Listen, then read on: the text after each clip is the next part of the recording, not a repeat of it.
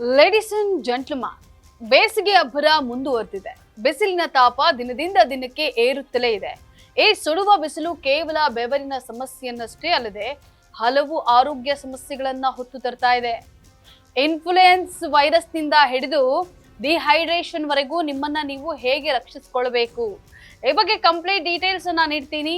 S ವೀಕ್ಷಕರೇ, ನೆಲ ಜಲ ಭಾಷೆಗಾಗಿ ಪ್ರಾಮಾಣಿಕ ಪತ್ರಿಕೋದ್ಯಮ. ನೀವು ನೋಡ್ತಾ ಇದ್ದೀರಾ ಫೋಕಸ್ ಟಿವಿ. ನಾನು ಪವಿತ್ರ.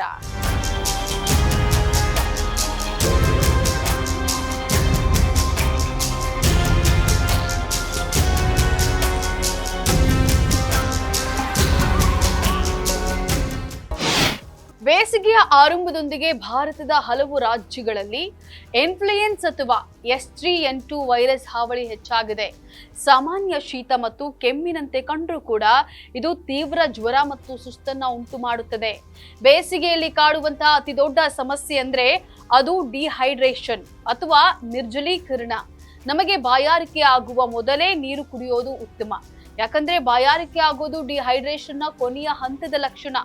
ಇದರ ಪ್ರಮುಖ ಲಕ್ಷಣಗಳು ತಲೆನೋವು, ತಲೆಸುತ್ತು, ಒಣಗಿದ ಬಾಯಿ ಮತ್ತು ಮೂತ್ರದ ಬಣ್ಣ ಗಾಢ ಹಳದಿ ಆಗೋದು ಡಿಹೈಡ್ರೇಷನ್ ನ ಪ್ರಮುಖ ಲಕ್ಷಣಗಳಾಗಿವೆ. ಅನುಸರಿಸುವಂತಹ ಪರಿಹಾರಗಳು: ದಿನಕ್ಕೆ ಕನಿಷ್ಠ 2 ರಿಂದ 3 ಲೀಟರ್ ವರೆಗೂ ನೀರು ಕುಡಿಯಬೇಕು. ಸಾಧ್ಯವಾದಷ್ಟು ORS ಅನ್ನ ಬಳಸಬೇಕು. ಹಾಗೆ ಎಳನೀರು, ಮಜ್ಜಿಗೆ ಮತ್ತು ಹಣ್ಣಿನ ರಸಗಳು ನಿಮ್ಮ ದೇಹವನ್ನ ತಂಪಾಗಿರಿಸಲು ಸಹಾಯಕವಾಗಿವೆ.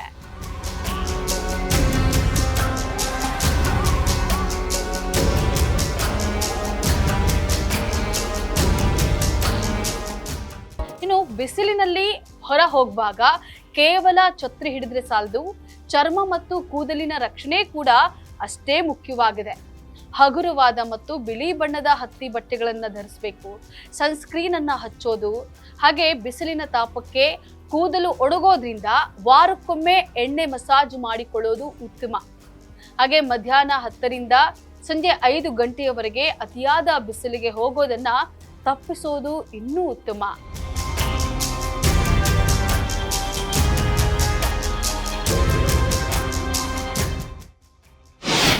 ನಿಮ್ಮ ಆಹಾರದಲ್ಲಿ ನೀರಿನಾಂಶ ಹೆಚ್ಚಿರುವಂತಹ ಪದಾರ್ಥಗಳಿಗೆ ಆದ್ಯತೆಯನ್ನ ಮೊದಲು ನೀಡಿ. ಕಲ್ಲಂಗಡಿ, ಸೌತೆಕಾಯಿ, ಕಿತ್ತಳೆ ಹಣ್ಣುಗಳು ದೇಹಕ್ಕೆ ಶಕ್ತಿಯನ್ನ ನೀಡುತ್ತವೆ. ಜೀರ್ಣಕ್ರಿಯೆಗೆ ಸುಲಭವಾಗುವ ಮೊಸರನ್ನ ಮತ್ತು ಮಸಾಲೆ ಇಲ್ಲದ ಲಘು ಆಹಾರವನ್ನ ಸೇವಿಸೋದು. ಹಾಗಾಗಿ ವೀಕ್ಷಕರೇ, ಬಿಸಿಲು ಹೆಚ್ಚಾಗಿದೆ ಅಂತ ಭಯಪಡಬೇಡಿ, ಆದ್ರೆ ಎಚ್ಚರಿಕೆಯಿಂದ ಇರಿ. ಸರಿಯಾದ ಆಹಾರ, ಸಾಕಷ್ಟು ನೀರು ಮತ್ತು ಸ್ವಚ್ಛತೆಯನ್ನ ಕಾಪಾಡಿಕೊಂಡ್ರೆ ಈ ಬೇಸಿಗೆಯನ್ನ ಆರಾಮಾಗಿ ಕಳಿಬಹುದು. ಆರೋಗ್ಯವಾಗಿರಿ, ಸುಖವಾಗಿರಿ. ಇದಾಗಿತ್ತು ಫೋಕಸ್ನ ಸ್ಪೆಷಲ್ ಸ್ಟೋರಿ. ನೆಲ ಜಲ ಭಾಷೆಗಾಗಿ ನೋಡ್ತಾ ಇರಿ ಫೋಕಸ್ ಟಿವಿ.